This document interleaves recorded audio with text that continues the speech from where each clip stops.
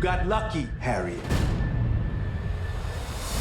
I made it this far on my own, so don't you tell me what I can't do. I think that she's a universal hero, and more than anything, this is the first time we're seeing her.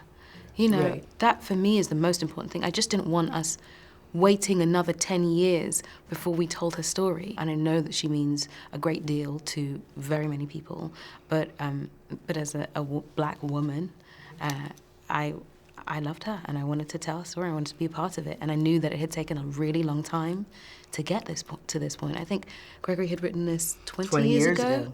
And then it had gone to a studio maybe 10 years ago. And when it got to me, it took a further 3 years to make. So this has been a long time coming, and I didn't want them waiting anymore. We have 12 Winston Churchill stories. We can have another 12 Harriet Tubman stories. This life was a long life. It was 91 years. So this is just the beginning of a very long, hopefully, fruitful storytelling of this woman's life. Rescuing slaves requires skill and careful planning. It requires reading, Harriet.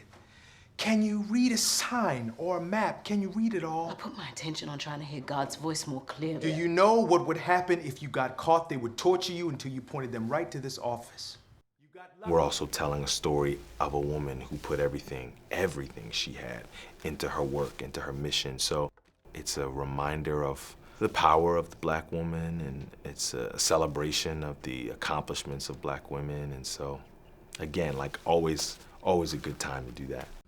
Well, I mean, I think we have to reflect back on how we got here and what our history is and not be afraid of it.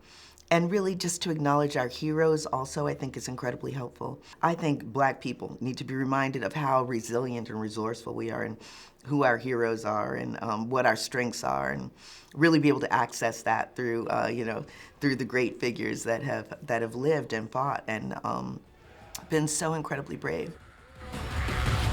Ready?